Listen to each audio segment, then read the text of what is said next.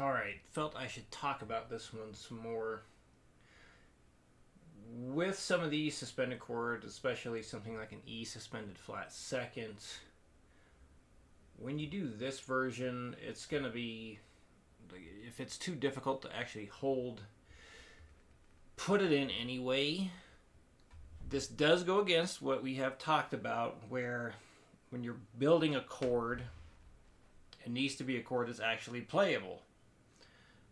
So, what I mean here, like one of the chords that you did was something like you took this G minor, and when you meant to make it a G suspended second, you correctly took this B flat, lowered it to an A note here, but then you also had the first or the third fret held on those two strings. So basically, you would need to somehow hold 3 5 5 2 3 3, and like, unless you're gonna do it like that, it's not possible with just the one hand. So something like that, yes, you need to make sure you can actually play the chord before you put it in. So when it comes to like the E sus flat 2, we know it is a possible chord to play if you can hit the stretch. Now, if you personally cannot, and there's quite a few people who can't, so not a big deal. If you can't, still put it in anyway, and let me demonstrate what we would do here. Actually, we have that very next one is going to be the E sus flat 2. So basically, if you do this in a nice, neat way, going between these types of chords and then these types of chords, you're going to be basically everything's got to start in the E and the A string anyway, because this version of suspended seconds only starts on the E or the A string. So yeah, we're going to start this one on the A string. So number 6, that is your A sus 2. So doing it the first way, you have to start it up here. There's no other place you can do it, starting on the A string, unless you go all the way to the 24th fret. Ugh. Sounds like it's awful. So you could technically do it up there, but we're not going to do that. That's silly. Got to do it there. Can't do it with the open A string because then you'd have to have negative frets. So anyway, there's your A sus 2. So the next thing, number 2, is your D sus 2. And again, everything has to be on the E or the A string. Can't be anything else in order to use that shape. So anyway, we're going to go here. So the closest D would be down here. Got to put it there. 7.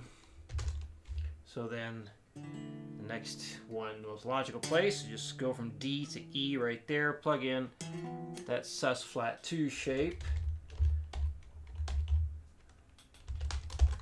That one you will have to type in manually. It's not going to show up in Guitar Pro the way we want it. And then we go back to the D sus 2. And then we put in the same spots you had these guys.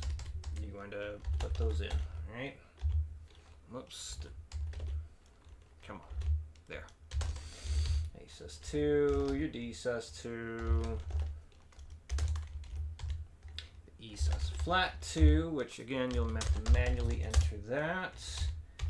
Back to the D sus 2, and there. We'll talk about the modes in a moment. There. All right, so running through this, and you strum it any which way you want, arpeggiate it any which way you want. You set the difficulty. So, you could do something like this.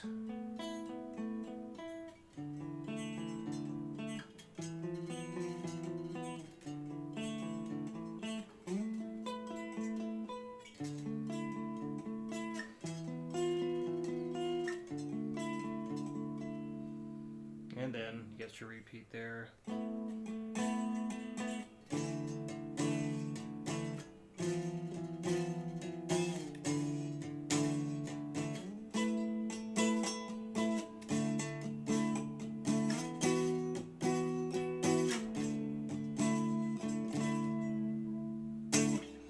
Okay, so now what if you can't pull off that stretch for the E sus flat 2?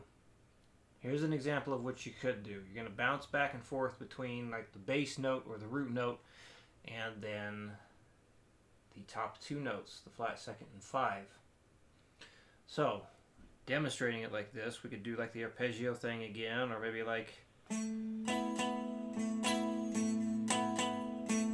See what I'm doing there? Hitting the root note, and then hitting the top two notes, and strumming that as like boom.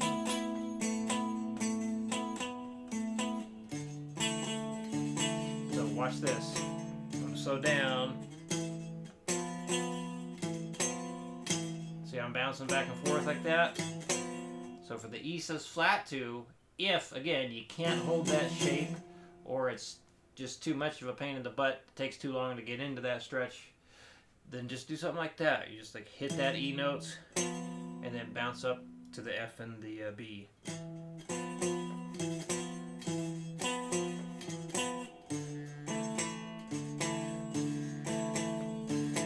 Or you could do something more simple, perhaps, let's see. It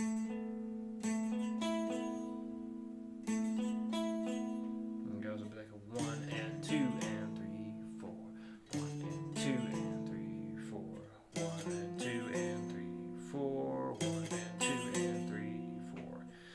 So that time I was hitting the E there and then getting off that almost immediately to jump over to these two. That's not too difficult of a shape to hold, I don't think. Or you can even do something like 1, 2, 3, and 4. 1, 2, and 3, 4, or something like that.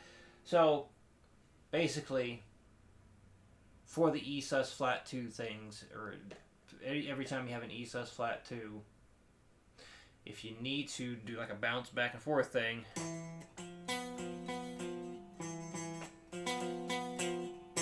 that's fine. Do what you have to make that work for you. As far as the mode thing goes, what's going on here? Let's look at our example. We go up 1, 2, 3 notes, and then we're going to go back 1 note. So you see we have your C, D, E, and then it goes back to a D, and then it goes up 3 notes at a time. It's like 1, 2, 3, 1, 2, 3, 1, 2, 3, 1, 2, 3, and that's where, and then things change a little bit in order to fit, however, or to end on that beat number 4 at the end there. So, all this, you're basically going up like 1, 2, 3, 1, 2, 3, 1, 2, 3, 1, 2, 3. But then when you get to this last part here, you hit that 1, 2, 3, you just keep, well, you go a little bit further. Basically, the pattern changes at the end. So let's just think about the last 3 notes. Hopefully this is not too confusing, but let's just review this real quick. So we go up to 1, 2, 3, 1, 2, 3, 1, 2, 3, 1, 2, 3. And then for the last part, what we do, this note here, that is the last note before the octave. In this case, the B. So we hit that, then we go past the octave, and then we finally hit the octave. So that's going B, D, C. B, D, C. So, for the next one that you're going to be filling in, this would be A Aeolian. How it would work is you're going to go up 1, 2, 3, 1, 2, 3, 1, 2, 3, 1, 2, 3, and then G, B, A.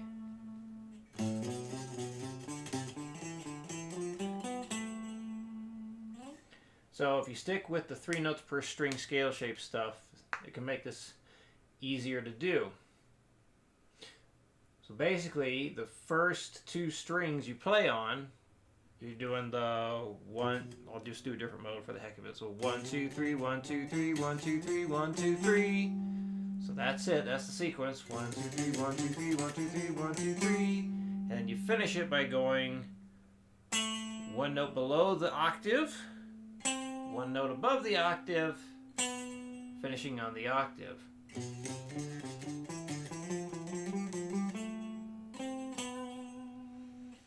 So 1, 2, 3, 1, 2, 3, 1, 2, 3, 1, 2, 3, dun, dun, dun. If you started it on F, let's say you did it here. 1, 2, 3, 1, 2, 3, 1, 2, 3, 1, 2, 3. Note below the octave, note above, octave.